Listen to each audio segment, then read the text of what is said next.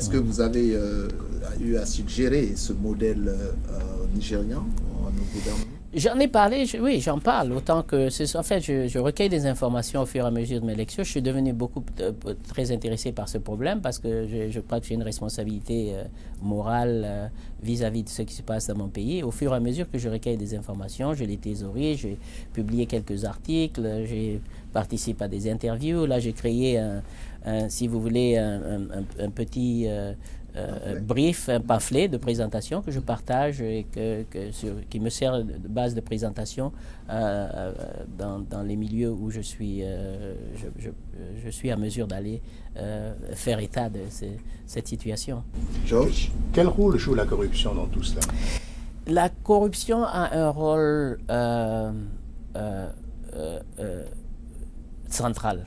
Okay? C'est un fait d'ailleurs que toute la littérature sur l'exploitation minière qui est très vaste et dont une bonne partie d'ailleurs est issue des institutions multilatérales telles que la Banque mondiale font état du fait que c'est le moyen le plus facile pour les compagnies minières de parvenir à leur fin, en fin de compte. Et parce que pour plusieurs raisons, d'abord le niveau de corruption par rapport au résultat final, il y a une très grande marge entre les deux. Il y a énormément de corruption dans l'industrie extractive. Et l'Afrique y est assujettie peut-être à des niveaux beaucoup plus élevés que d'autres environnements où il y a encore des institutions qui permettent d'entraver, si vous voulez, la corruption. Parce que quand vous avez des institutions policières pour pouvoir détecter cela, pour pouvoir les punir, donc il y a une tendance moindre, si vous voulez. Malheureusement, encore dans le cas de l'Afrique, l'absence des institutions de détection et de correction n'existant pas. Donc la corruption a un rôle énorme dans cet état dans cette situation. Oui, oui, justement à propos du cas guinéen, vous savez, c'est un pays qui n'a pas encore d'Assemblée nationale, mais les projets miniers et le code minier, ce sont des choses qui ont été déjà mises en place sans avoir le mot de l'Assemblée nationale. Pensez-vous que ces institutions ont été négociées avec bonne foi? Oui, je crois que la bonne foi, absolument. Je pense que l'effort qui a été fait, la façon dont ça a été fait, l'initiative qui a été faite par le nouveau président, par le gouvernement, absolument contient beaucoup de bonne foi. Maintenant, est-ce que ce document a eu l'avantage de tous les meilleurs conseils qui existaient? Ça, c'est autre chose. Mais certainement, la bonne foi existait. Mais je crois que en fait, l'important pour le moment, c'est que l'effort est là. Maintenant, on peut bâtir sur cet effort. Si vous voulez, c'est comme si la fondation a été bâtie. Maintenant, il reste à ériger les murs et la toiture et l'embellissement et autres. Et ça, c'est déjà important. Si on avait commencé comme ça il y a 50 ans, je suis sûr qu'on serait à un niveau beaucoup plus enviable aujourd'hui qu'on ne l'est. Est-il possible d'obtenir des concessions, de se développer de manière efficace en tenant à l'écart ces multinationales? Oui. Oui, écoutez, il y a deux choses. D'abord, il y a les multinationales, les grandes, telles que Rio Tinto, telles qu'Alcoa, sont plus les seules maintenant. Mais il y a des compagnies qui ont surgi dans les 20-30 dernières années dans des pays qui étaient plus tiers-mondistes il y a cette année. Je parle de la Corée du Nord, où vous avez de la Corée du Sud, où il y a POSCO. Je parle de l'Inde, où il y a Tata, il y a des multitudes de compagnies qui sortent même des pays encore émergents tels que l'Indonésie et autres. Donc, il y a des alternatives. Ça, c'est d'un. Mais deuxièmement aussi, il y a d'autres modèles d'exploitation qui existent. Par exemple, ce que j'aime bien en Indonésie, c'est qu'ils insistent à ce que les nationaux fassent partie de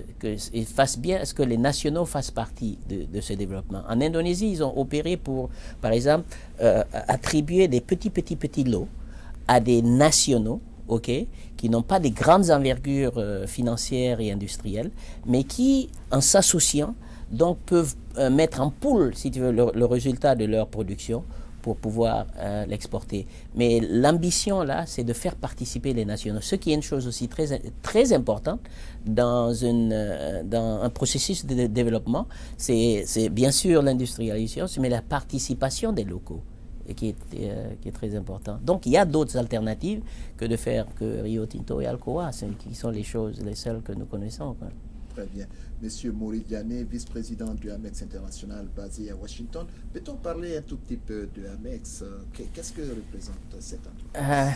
C'est une compagnie qui a deux volets essentiellement, qui fait de l'affrètement maritime d'un côté et qui est une sorte de bureau d'études de l'autre. Nous travaillons à l'application, à l'élaboration et l'application de projets de développement. Qui sont vos clients? Écoutez, une grande partie de notre travail est faite à travers l'Agence internationale de développement des États-Unis, l'USAID, mais nous avons travaillé aussi avec la Banque mondiale, avec le PNUD, avec la Banque africaine de développement, avec d'autres départements aux États-Unis. Mais le fait que nous soyons installés, bien sûr, aux États-Unis, nous tend à nous orienter vers les agences américaines. Avez-vous des représentations à travers le monde? Oui, au fil de nos préoccupations, aussi bien en Afrique qu'en Amérique latine et qu'en Europe de l'Est, nous avions ouvert des bureaux et nous avons travaillé sur des échéances de différentes longueurs, oui. Peut-on avoir une idée de votre chiffre d'affaires? C'est pas... Bon. Les gens font allusion de Non, c'est le plus important, je crois, c'est le travail que nous faisons. Nous le faisons avec beaucoup de satisfaction parce qu'il implique, si vous voulez, quelque chose qui nous tient à cœur, que ça c'est la tâche que nous avons pour le processus de développement dans les pays du tiers-monde et particulièrement en Afrique. Combien d'employés? Ça va entre 75 et 100 employés, dépendant de la quantité de travail que nous avons, mais à plein temps, à peu près 75 employés. C'était là notre entretien avec M. Maurice Diané, le vice-président du Amex International, une compagnie américaine basée ici à Washington. Avec lui, nous nous sommes entretenus sur le rôle des multinationales dans l'exploitation des ressources naturelles dans les pays africains, notamment en République de Guinée, où M. Maurice Diané est originaire. Donc, avec moi, Atseni Belbangura et le sorcier Georges Collinet, je vous remercie d'être fidèle à alloconakry.com et surtout son émission Le Dialogue.